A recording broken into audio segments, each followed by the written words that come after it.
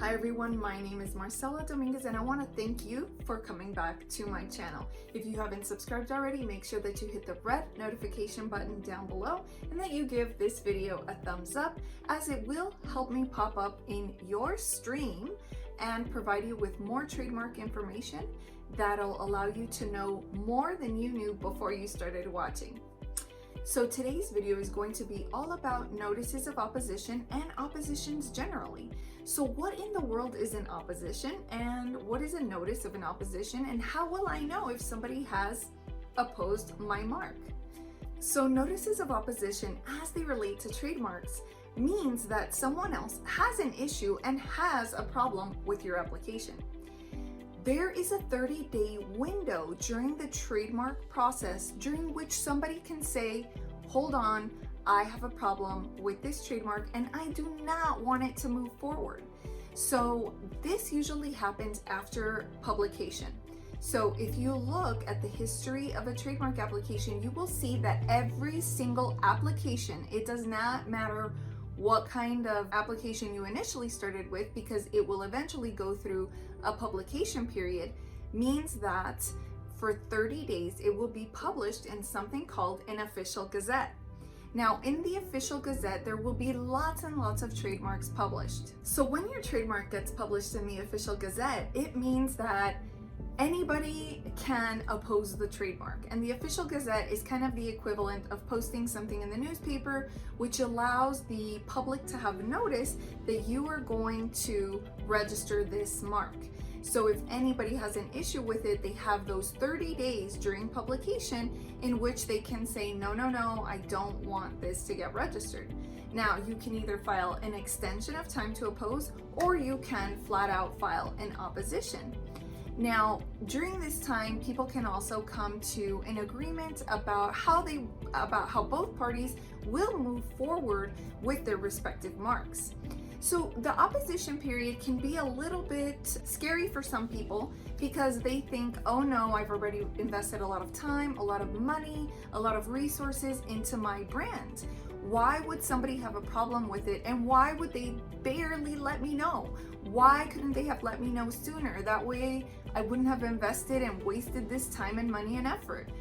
And the reality is that the publication period is the formal way to oppose a trademark before it actually gets registered. And so if you are on the lookout for marks and for other brands that are in the process of being registered that are too similar to yours and it's just a little too close for comfort, then that is your opportunity basically to say, no, I want to put a stop to this. I'm going to file an extension of time to oppose, or I'm going to flat out file an opposition. Now, somebody can do the same thing for your trademark if you have registered for a mark. Now, how in the world do you respond? Well, I would say that at that point, you should definitely have somebody representing you to engage in conversation with the other side, if that's potentially what the other side wants to do, is reach an agreement.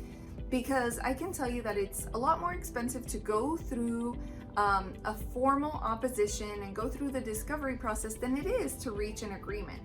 Now, it's not going to be the case that you will automatically reach an agreement, and that you certainly will reach an agreement, because lots of people feel emotionally connected to their brands. They feel like their brand is definitely something worth fighting for. And as I mentioned before, sometimes they've already invested enough resources where carrying the mark through a lawsuit, so to speak, a virtual lawsuit, makes more sense than just giving in to either negotiating or to giving up use of their mark entirely. So this is why it's important that you have someone on your side that can help you navigate that process.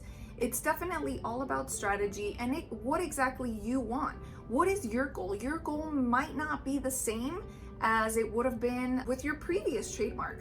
Your goal might not be the same as someone else who has filed a similar mark. Everybody's goal is different. Everybody has a journey that is specific to their brand and what it is they want to accomplish.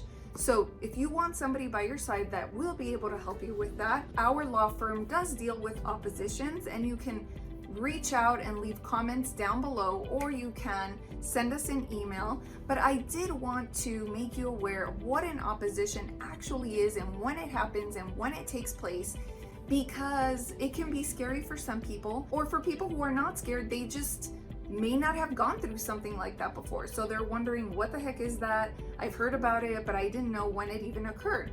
So now after watching this video, you can tell me how long somebody has to oppose your trademark. If you were listening, I want you to tell me in the comments below how many days someone has to oppose your mark. How many days do you have to oppose someone else's mark, and when is that time frame? If you don't remember, then you can go back and watch this video, because after all, it's not that long. We're still under 5 minutes. So if you enjoyed this video, make sure you give me a thumbs up, and don't forget to tell me in the comments how long someone has to oppose a trademark, whether it's you to someone else or someone else to yours. I hope that you watch this next video that will also help you during this trademark journey. Until next time.